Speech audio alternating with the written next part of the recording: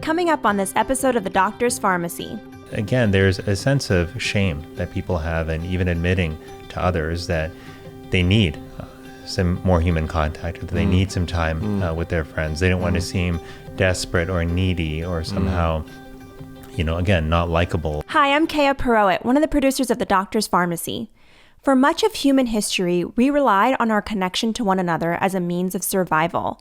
Today, most of us aren't reliant on our relationships for daily survival, but connection to others remains a vital component of optimal health. In fact, chronic loneliness can put us in a state of chronic stress, which research shows can lead to inflammation and a host of other precursors to disease. Earlier this year, just before COVID-19 was declared a pandemic, Dr. Hyman sat down with the former Surgeon General Vivek Murthy to discuss his work on loneliness and how we can overcome it in our own lives. The truth is, whether you're feeling lonely right now or whether you're not, you undoubtedly know people who are lonely, and all of us are at risk of loneliness at various points in our lives. Loneliness isn't something that you're born with and affects you for your entire life. We go through natural periods of connection and disconnection in our life. And the question is, how do we prepare for that? How do we deal with it? How do we build a strong foundation of connection to begin with? So there are a couple of things in the book that I go through that are, I believe, helpful in building that connected life. One of them, unexpectedly, is service. It turns out that when we serve others, we actually break some of these very negative patterns of loneliness that get basically launched within us as a part of our evolutionary history.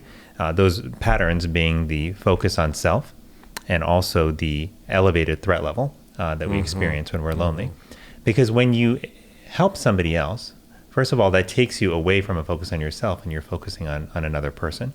But the second thing is it's also disarming. Like when you're helping other people, you're also reminded of what value you have to offer to the world.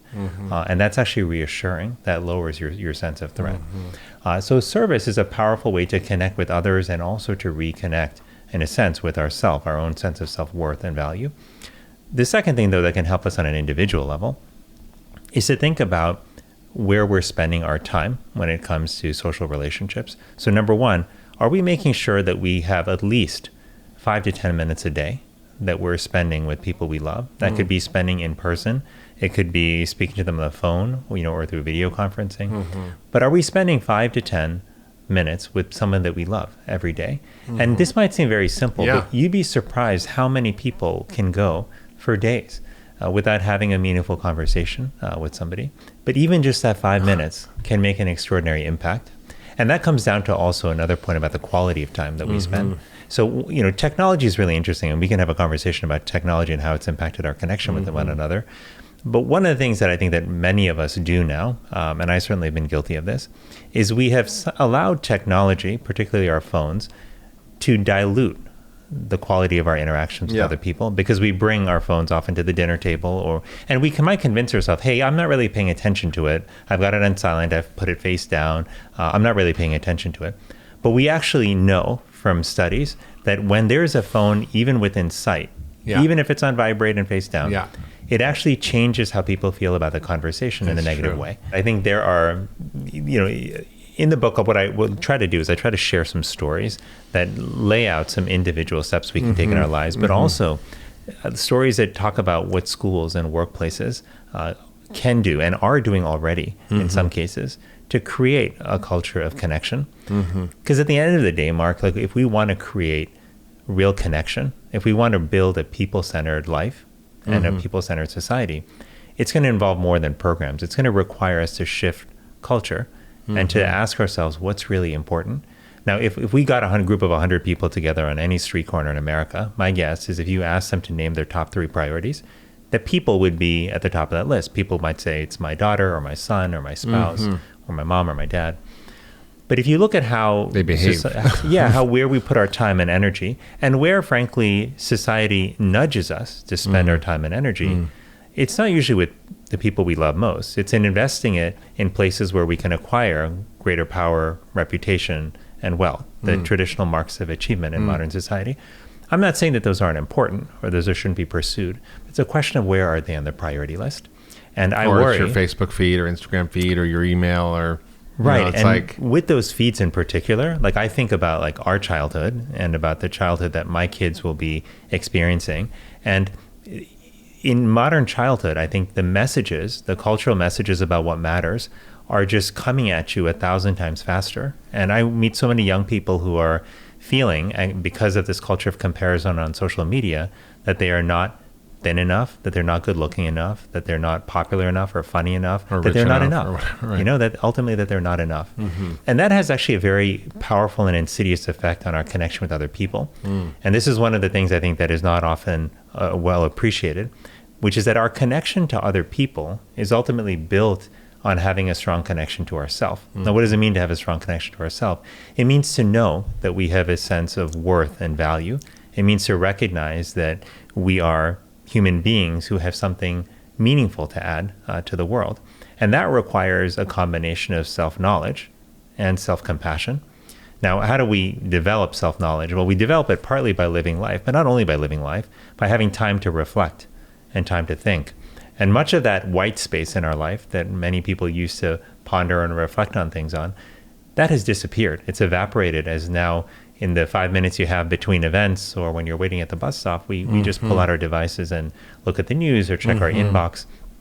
But ultimately, if we are not able to support, particularly among our kids, a healthy sense of self, if we're not able to convey to them and help them understand what it is that makes them worthy and valuable, and that it's not what they're wearing or how much money their parents have in their pockets or how popular they are and what parties they're getting invited to, then we are going to run into a situation where people feel less and less adequate, and then they will seek to be the people that they think other people want them to be.